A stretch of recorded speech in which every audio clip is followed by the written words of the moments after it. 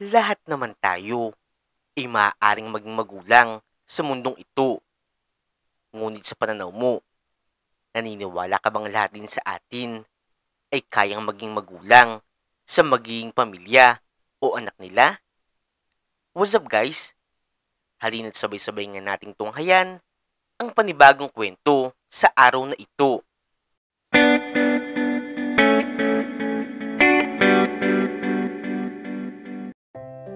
Sa kasalukuyang pamumuhay ni Berna, talagang masasabi na sunod siya sa luho sa kanyang mga magulang.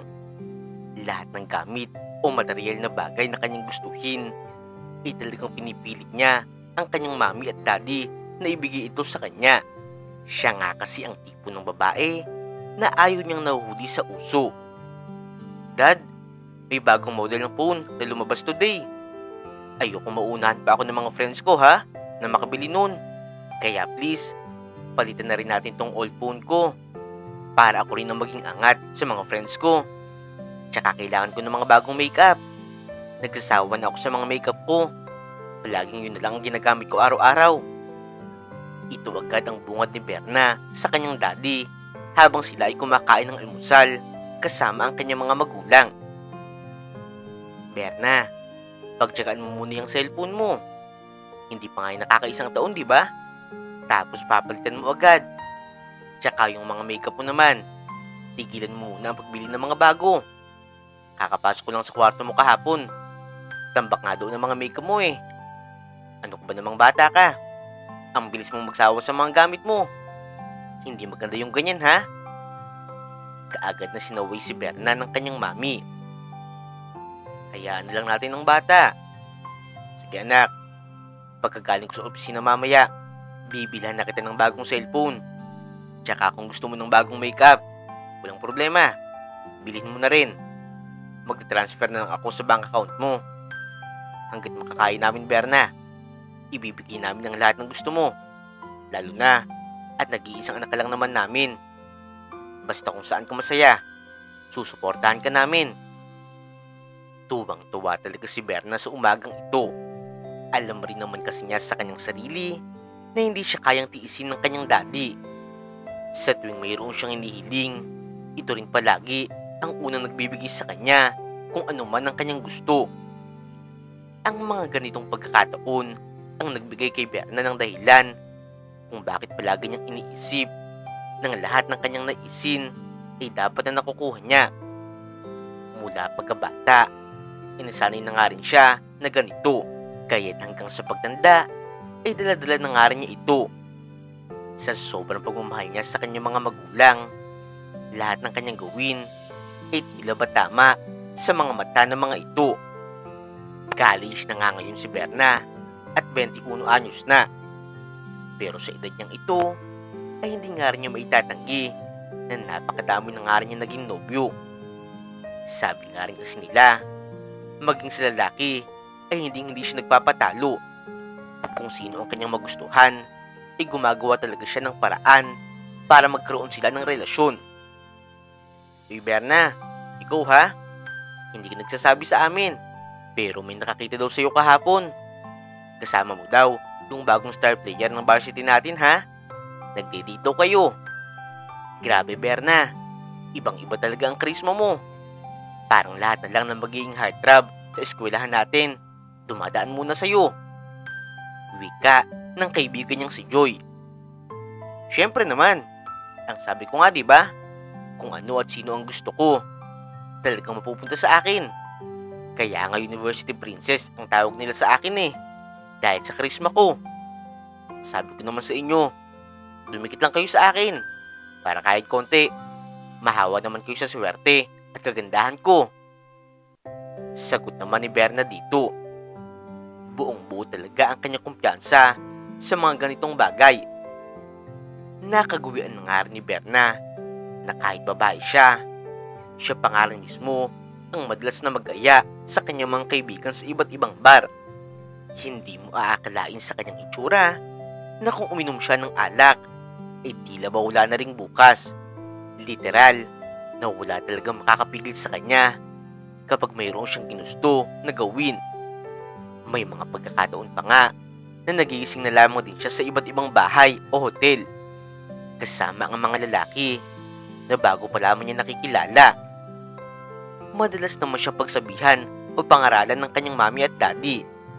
Pero sa huli, siya pa nga mismo ang may ganang magalit sa mga ito. Berna, ano ba namang ginagawa mo? Parang hindi ka babae sa mga kinikilos mo ha. Binibigay na nga namin lahat ng gusto mo, di ba? Hindi pa ba sapat yun para maging masaya ka?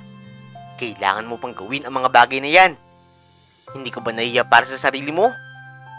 Nag-iisang anak ka na nga lang namin, tapos babae ka pa.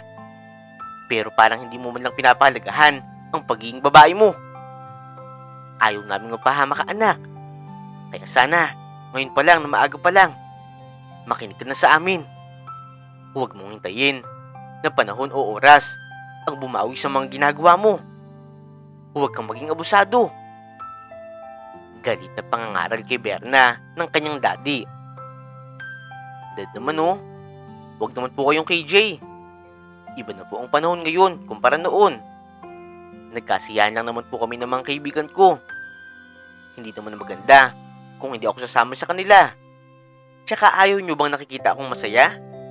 Sabi nyo naman diba, kung saan ako magiging masaya, isusuportahan nyo ako. Bakit naman ngayon nagagalit pa kayo? Pabalang na sagot ni Berna. Anak, Berna, umayos ka sa mga sagot mo ha? Tama ang daddy mo. Ngayon pa lang ay tumigil ka na sa mga ginagawa mo. Dahil hindi maganda yan bilang babae. Madami pa namang ibang bagay para maging masaya ka. At hindi mo kailangang gawin yung mga ganyang bisyo para lang masabing astig na babae ka. Tandaan mo anak, iisa lang ang buhay natin. Kaya pahalagahan mo yan hanggat maaga pa. At hindi mo pa rin pinagsisihan. Payo naman kay Berna ng kanyang mami. Ay naku mami, daddy, sobrang OA nyo naman sa mga sinasabi nyo. Wala namang masamang nangyari sa akin, di ba? Buhay na buhay ako at buong buo. Kaya hindi ko alam kung ano pa ba ang kinakagalit nyo dyan. Sige na nga, matutulog na muna ako. Baka pagising ko, mapag-isip-isip nyo rin na kayo ang mali at hindi ako. Pagmamatikas pa nga nitong si Berna. Matari niyang tinalikuran ang kanyang mami at daddy. Dumiretso na siya sa kanyang kwarto para matulog. Kahit madalas siyang pigilan at sabihan ng kanyang mami at daddy, wala pa ring tigil si Berna sa kanyang nakagawian. Para lang umanga sa kanya ang madami, lalong-lalo na ang kanyang mga kaibigan. Ipinapakita niya sa mga ito na lahat ng mga gwapong lalaki na kilala niya ay mapapasa kamay niya. Pero makalipas pa nga ang ilang buwan, isang umaga, nagising na lamang si Berna na masama ang kanyang pakiramdam. Napakasakit ng kanyang ulo at madalas nga rin siyang magsuka. Anak, napapansin namin, bakit parang palagi nilang masakit ang ulo mo tuwing umaga? Tsaka suka ka pa ng suka. Ipacheck mo na yan para naman malaman mo kung may sakit ka. Gusto mo ba? Samahan kita mamaya magpa-check up? Hindi na dad. Ako na lang ang pupunta mamaya sa ospital. Sa tingin ko naman, simpleng pananakit lang ng ulo to. Dahil palagi akong puyat. Pero sige po, ipapacheck ko na rin para sigurado. Bago nga pumasok si Berna, dumaan muna siya sa ospital para ipacheck ang kanyang kakaibang nararamdaman. Nagkaroon nga siya ng ilang laboratory test. Makalipas pa nga ang mahigit isang oras, ipinatawag na nga rin siya ng doktor. Normal lang naman ma'am ang nararamdaman mo. Dahil syempre, kasama talaga sa pagbubuntis yan. Basta magpahinga ka lang ng maayos ha. Tsaka huwag ka masyadong magpapagod. Re-restahan na rin kita ng mga vitamins mo para maging malusog ang baby mo. Tila ba nawindang si Berna sa mga oras na ito matapos niyang marinig ang sinabi ng doktor. Para bang nabingi siya at gusto niyang ipaulit sa doktor ang sinabi nito. Dok, ano po? Buntis? Nagkakamali po ata kayo. Hindi naman po ako buntis eh. Ikaw si Ma'am Berna, di ba? Teka, hindi mo pala alam na buntis ka? Ilang buwan ka na nagdadalang tao. Sige, matanong ko lang din. Kailan ka ba nagkaroon ng buwan ng dalaw? Mas lalong kinabahan si Berna sa tanong ng doktor. Hindi ko na po masyadong maalala, Dok. Pero parang ilang buwan na nga po na wala akong dalaw. O diba? Yan ang isa sa mga kumpirmasyon na nagdadalang tao ka. Tsaka kahit di pa ulit pa natin ang mga lab test mo, sigurado ako na buntis ka nga. Sundin mo lang ang mga payo ko para maging maayos ang pagbubuntis mo. Sa mga sinasabi ng doktor, hindi na nga makasagot pa ng maayos si Berna. Hindi talaga siya makapaniwala na ngayon ay nagdadalang tao na siya. Pero tanging palaisipan pa rin para sa kanya ay hindi niya alam kung sino nga ba ang ama ng kanyang dinadala. Dahil sa lumipas na ilang buwan, madami nga rin talaga siyang mga lalaki na nakasama. At karamihan pa nga sa mga ito ay hindi niya lubos na kilala. Tulalang-tulala talaga si Berna sa paglabas ng ospital. Sa halip na pumasok sa universidad, ay dumiretso na lamang siya sa kanilang bahay. O anak, di ba may pasok ka? Bakit umuwi ka na agad? Nakagaling ka na ba sa ospital? Anong resulta ng check-up mo? Pagtataka at pangangamusta ng kanyang mami. Dahil hindi pa nga alam ni Berna ang kanyang isasagot, nagkunwari na lamang siya sa harap ng kanyang mami. Na-cancel na po, mami, yung class namin today. Tsaka sa check-up ko naman po, wala naman pong masama. Normal lang naman daw po. Masyado lang daw po ako napuyat o napagod. Sige, mami, magpapahinga na po muna ako. Mabuti naman, anak, at wala kang karamdaman. Sige, magpahinga ka na muna. Kung may kailangan ka, magsabi ka lang, ha? Pagkapasok ni Berna sa kanyang kwarto, doon bumuhos ang mga luha na kanina pa nga niyang pinipigil. Ngayon ay napag-isip-isip niya na tila nagkakatotoo na nga ang mga payo sa kanya noon ng kanyang mami at daddy. Bakit ba kasi hindi ako nakinig noon kila mami at daddy? Paano na ako ngayon? Paano ko sasabihin sa kanila? Paano ba ako makakagraduate? Hindi ko kaya. Hindi ko kaya makita nila na ganito ako. Dapat pala noon pa lang, tumigil na ako sa gawain na yun. Bakit ba kasi napakakulit ko? Sobra-sobrang pagsisisi na lang talaga ang paulit-ulit na sinasabi ni Berna sa kanyang sarili. Pero alam nga rin niya na ngayon, hindi na nga niya maaari pang ibalik ang oras na nagdaan na. Sa pag-iisip-isip ni Berna sa kanyang sarili, napagpasyahan nga niya na itago ang lahat ng ito sa kanyang mami at daddy. Ayaw niyang madismaya ang mga ito sa kanya, lalong-lalo na at hindi nga rin niya alam kung paano sasabihin sa mga ito na hindi siya sigurado kung sino ang ama ng kanyang magiging anak. Sa bawat paglipas ng mga araw, doon na rin mas tumitindi ang mga nararamdaman ni Berna dahil sa kanyang pagbubuntis. Unti-unti na nga rin lumalaki ang kanyang tiyan. Kaya napag-isip-isip niya na hindi dapat ito mapansin ng kanyang mga magulang.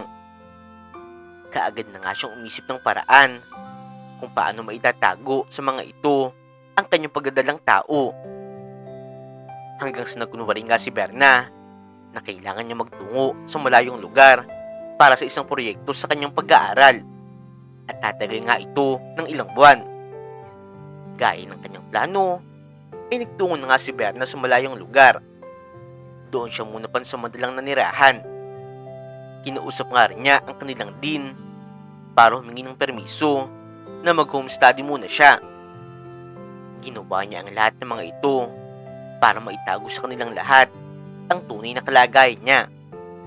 Paniwalang paniwala ang mga tao sa kanyang paligid sa mga kasinungalingan niya. Matapos pa nga ang ilang buwan, doon nga rin dumating ang araw kung saan isinilang na ni Berna ang kanyang anak. Pero noong isilang na nga niya ito, nanlumo talaga siya sa sinabi sa kanya ng doktor. Mrs., huwag po kayong magugulat. Naging maayos naman po ang panganganak nyo. Pero sa pagsusuri po namin sa anak nyo, napansin ko po, may diferensya po sa paa ang sanggol nyo. Pero huwag ka pong maglala. Kapag lumaki na naman po siya at nasa wastong edad na, maaari nyo po yung ipa-opera para maging maayos na po ang paa niya. Noong makita at malaman ito ni Berna, kaagad siya nagsisigaw. Ano? Hindi! Hindi! Ayoko ng ganyan! Ayokong ganyan ang magiging anak ko! Hindi maaari yan! Halos magula talaga si Berna kahit kakapanganak lamang niya. Ayaw nga rin niyang hawakan man lang ang sanggol na kanyang isinilang. Tila ba pinandidirihan niya ito. Mabuti na lamang din kaagad siyang naawat at napakalma ng mga nurse. Matapos nga niya makapanganak at makauwi sa bahay na kanyang tinutuluyan, tila ba labag na labag sa kanyang kalooban na alagaan ang kanyang sariling anak. Sa bawat araw, talagang hindi na nga niya kinakaya ang pag-aalaga dito, lalo na at wala naman siyang alam sa mga ganitong bagay. Umabot nga sa punto na hindi na nga rin talaga niya alam kung ano pa nga ba ang kanyang gagawin. Kaya napagpasya niya na ipaubayan na lamang sa iba ang pagpapalaki sa kanyang anak.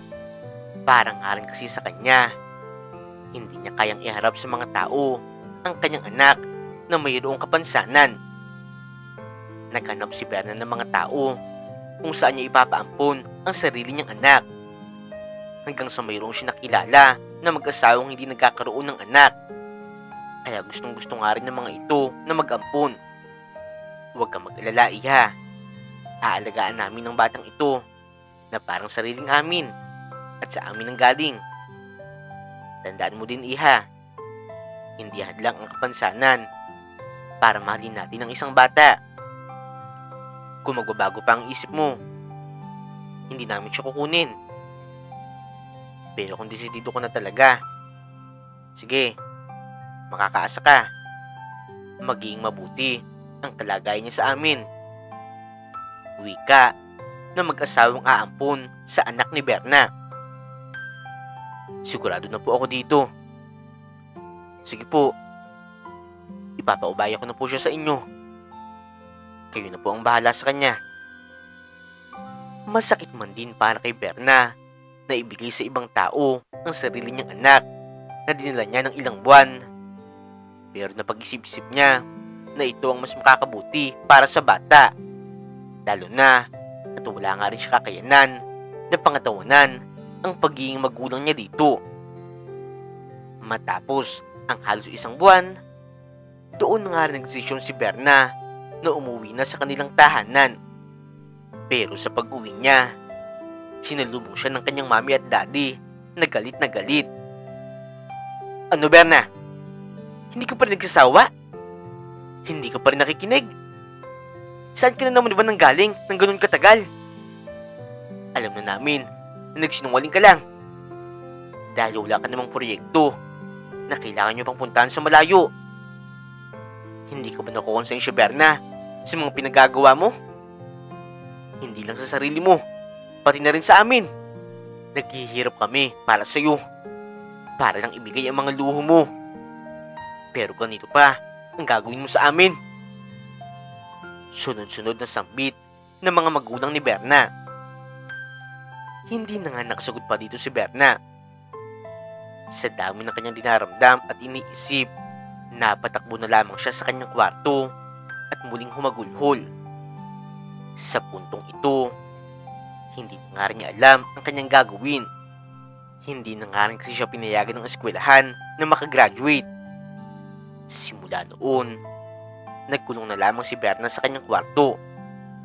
Bibihira na lamang siya lumabas ng bahay. Palagi niyang iniisip kung tama nga ba ang kanyang naging desisyon o ginawa. Pero noong mapagtanto niya sa kanyang sarili na hindi siya pwede magpalugmok sa kanyang kalungkutan. Doon niya muli unting-unting binalikan ang kanyang nakagawian. Pilit siya nagpakasaya sa pamamagitan ng kanyang dating gawain. Muli siya naging laman ng iba't ibang bar para maglibang. Sa kasulukuyan nga, hindi mo na nga makikita kay Berna na nagkaroon pala siya noon ng anak. Ibinalik ni Berna ang kanyang dating karisma o kagandahan para muli siyang maging masaya. Wala nang nagawa ang kanyang mga magulang sa mga bagay na gusto niyang gawin. Dahil habang tumatagal, mas lalo pa nga rin siya nagmamatigas. Lumipas pa nga ang maraming taon hanggang si Berna ay nagkaroon na nga rin ng edad. Pero nananatili pa nga rin masagana ang kanyang buhay. Dahil ngayon, mayroon nga siya kinakasamang mayamang lalaki. May sariling pamilya ang kinakasama niyang ito. Pero pumayag nga rin siya na maging kaluguyon nito, alang-alang sa marangyang buhay na gusto niya. Para kasi kay Berna, tila ayaw na nga niyang mabuhay na hindi nasusunod ang kanyang mga luho. Nagbibingi-bingihan na lamang siya sa mga hindi magagandang usapin tungkol sa kanya, lalo na sa kanyang mga ginagawa. Mas kaya niya itong tiisin kaysa magtiis sa hirap. Ngayon din kasi nang matanda na ang kanyang mga magulang, ay hindi na nga kaya pa ng mga ito na ibigay ang kanyang mga gusto dahil wala na nga rin silang trabaho. Babe, saan ka na naman pupunta? Huwag mo sabihin, pupuntahan mo pa rin ang pamilya mo. Kalimutan mo na sila. Kaya nga tayo nagsama, di ba? Dahil ako ang prioridad mo. Ako lang ang pahalagahan mo. At pinapangako ko sa'yo, kaya kitang paligayahin sa paraan na gusto mo. Mas masaya kung tayo lang dalawa. Basta, ibigay mo lang din ang mga gusto ko at makukuha mo rin kung ano ang gusto mo. Sambit ni Berna sa lalaking kinakasama niya na si Rico. Siyempre naman, ikaw lang ang importante sa akin. Ikaw lang ang babaeng mahal ko. Kaya nga 'di ba, hindi kita kayang tiisin. At lahat ng hilingin mo sa akin, ibinibigay ko naman agad. Dahil ayokong malungkot ka. Handa akong ibigay ang lahat sa iyo dahil mahal kita. Pero babe, hindi ko pa rin naman pwedeng pabayaan ang mga anak ko. Kaya kahit pa paano, kailangan ko pa rin silang dalawin para makamusta ko rin sila. Huwag kang mag-alala. Sa'yo pa rin naman ako uuwi eh. At ikaw pa rin ang pipiliin ko. Totoo yan babe ha? Ang mga anak mo lang ang pupuntahan mo. Sinasabi ko sa'yo, kapag nalaman ko lang na nag-uusap pa kayo o nagtatabi man lang kayo ng dati mong asawa, wala ka na talagang babalikan. Sige, pumapayag na ako. Basta pag uwi mo, bilhan mo na lang ako ng bagong bag ha? Para naman maging masaya rin ako. Hindi lang yung mga anak mo. Walang problema babe. Sige, pag uwi ko, may bag ka sa akin. Aalis na ako. Ito nga talaga ang mga gustong gusto ni Berna. Yung mga tao na hindi siya kayang tiisin. Lahat ay handa niyang gawin upang huwag lamang mawala ang mga bagay na kanyang nakasanayan. Hindi na nga niya iniisip kung tama ba o mali ang ginagawa niya. Basta't mapunan lamang ang mga gusto niyang gawin o bilhin. Pero ang kaligayahan na ito ni Berna, hindi niya akalain na hindi rin pala magtatagal gaya ng kanyang iniisip. Dahil makalipas nga lamang ang ilang taon, nagsawa na nga rin sa kanya si Rico. Dumating sa punto na maging siya ay niloko lamang nito at humanap lamang muli ito ng ibang babae na magiging kaluguyo nito. Iniwan nga siya nito na parang isang basahan at kinuha ang lahat ng mga gamit na ibinigay sa kanya. Sobrang talaga ng lumo si Berna sa mga nangyaring ito dahil hindi niya akalain na maging siya ay mararanasang lokohin ng isang lalaki. Dahil noon nga, siya lamang din talaga ang nanloloko sa mga lalaki. Sa pangyayaring ito, muling bumalik si Berna sa kanyang dating gawain. Pero hindi nga rin niya akalain na ang mga bagay na ginagawa niya noon ay hindi na nga umuubra ngayon. Tila wala na nga rin kasi kumakagat sa mga ginagawa niya. Wala nang lalaki ang nagkaka-interest pa sa kanya. Dahil bukod sa mayroon na nga siyang edad, ibang-iba na nga rin ang kanyang itsura o pangangatawan kumpara noon. Dahil sa kanyang pinagdadaanan, biglang nalugmok ang estado sa buhay nitong si Berna. Kung noon, lahat ng kanyang gusto ay nabibili niya, lahat ng gusto niyang kainin ay nakakain niya, at lahat ng mga material na bagay ay nakukuha niya. Pero ngayon, ibang-iba na talaga.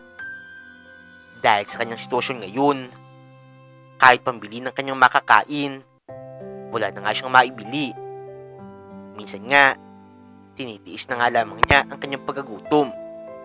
Dahil hiyang-hiya na nga rin siya sa kanyang sarili na makita ng iba nang nangungutang na lamang siya. Sabi ko naman sa iyo anak noon pa lang, pahalagahan mo at ituloy mo ang pag-aaral mo.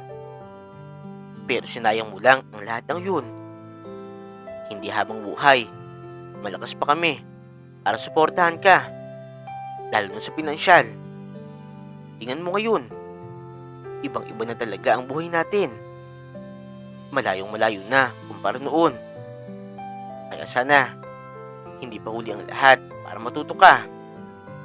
Sana, may pagkakataon pa para magbago ka at makaahon pa sa kalagayan mo ngayon. Wika ng tatay ni Berna. Napaluha na lamang din talaga si Berna sa mga sinabi ng kanyang tatay. Dahil may katotohanan talaga ang sinabi nila. Dahil sa kanyang kapabayaan, dinadanas nga nila ngayon ang ganitong bagay. Sa sobrang hirap ng kanilang buhay, doon na nga rin napilitan si Berna na gamitin ang kanyang sariling paghihirap para kumita. At mayroon na nga silang maibili ng kanilang makakain. Dahil hindi naman siya nakapagtapos at mayroon na nga rin siyang edad, nahirapan na nga siyang makahanap ng pwede niyang mapagtrabahuhan. Pero mabuti na lamang din na bigyan si Berna ng pagkakataon na makapagtrabaho sa isang malaking restaurant bilang helper. Mabuti na lang talaga, Aling Berna. Mabait yung boss natin dito, di ba? Binibigyan talaga ng Sir Darwin ng pagkakataon yung mga katulad natin na magkaroon pa rin ng hanap buhay. Kaya maswerte talaga tayo. Napakabait ng amo natin. Sambit ng kasamahan ni Berna sa trabaho. Totoo yan. Buong akala ko nga noon, hindi na talaga ako makakapagtrabaho. Dahil sa tagal kong nag-a-apply, ngayon lang na mayroong tumanggap sa akin. Napakabait nga talaga ng may-ari nito. Sagot naman ni Berna. Naging matiwasay naman ang pagtatrabaho doon ni Berna. Masaya siya dahil naging maayos din ang pakikitungo sa kanya ng mga katrabaho niya. Lalong-lalo na ng may-ari ng restaurant na si Darwin. Hindi siya iba kung ituring ito. Minsan pa nga, nakikipagbiruan pa ito sa kanya na parang hindi niya ito boss. Ang tawag nga nito sa kanya ay Nanay Berna. Nay Berna, magpahinga ka na muna. At kanina ka pa nagtatrabaho dyan. Siguradong pagod ka na. Mag-break time ka po muna. Ako nang bahala dyan. May pagkain ako doon. Kuhanin mo na po at ikaw na lang ang kumain. Talaga po ba, Sir Darwin? Sige po, mag-break time muna ako. Salamat ha, at napakabait mo talaga sa amin. Sa trabahong ito ni Berna, nakatulong ito para mairaos niya ang pang-araw-araw kasama ang kanyang mga magulang na matatanda na rin. Pero sa araw rin na yun, pagkabalik ni Berna mula sa break time, nanlaki ang kanyang mga mata noong mapansin ng isang babae na pamilyar sa kanyang muka. Pilit niyang inalala kung sino ang babaeng ito at kung saan nga niya ito nakita. Hanggang sa mapagtanto ni Berna na ang babaeng ito ang tao kung saan niya ipinabayan noon ang kanyang sariling anak. Nanlamig talaga si Berna sa mga sandaling ito, lalo na noong marinig niya na tinawag nga nitong anak ang kanyang boss na si Darwin. Maging ang babaeng ito ay nagulat noong makita siya. "Berna? Ikaw ba yan?" "Ako nga, Mayet.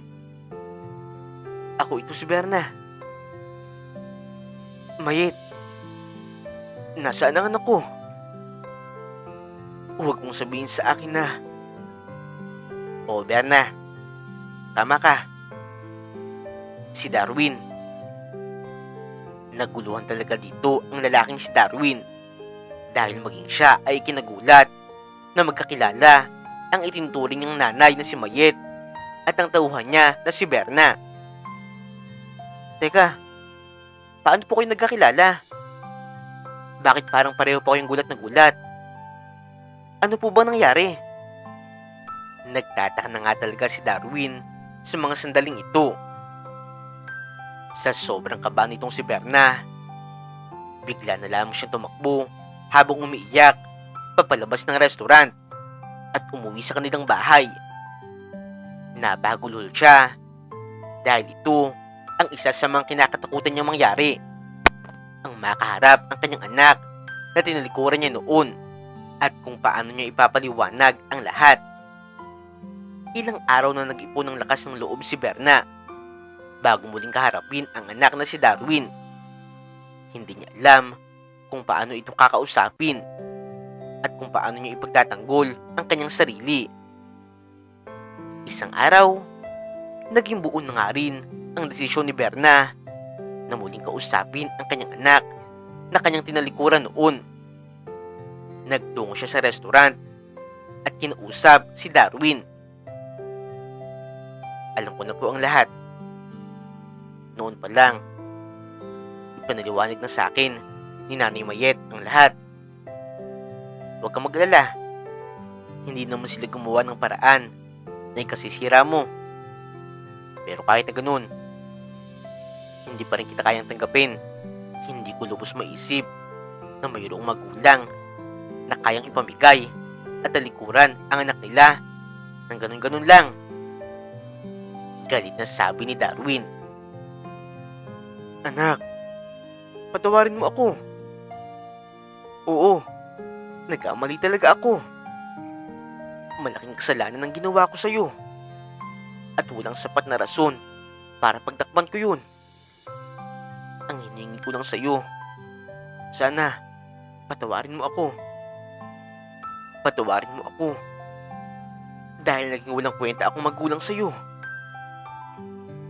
Siguro, mapapatawad pa kita. Pero hindi ko alam at hindi ko sigurado kung kailan. Hindi ko pa rin matatanggap ang ginawa mo sa akin. Dahil lang sa may kapansanan ako noon, ipinamigay mo ako. Yun ang dahilan para gawin mo yun.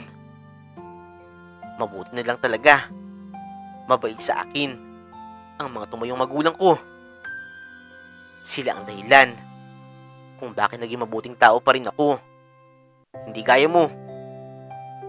Pasensya na lang din. Pero hindi kita kayang tawagin na magulang. Oo, ikaw nga nagluwal sa akin. Pero hindi naman ikaw ang nagpakananay para maging magulang sa akin. Ito na ang huling sahod mo at makakaalis ka na."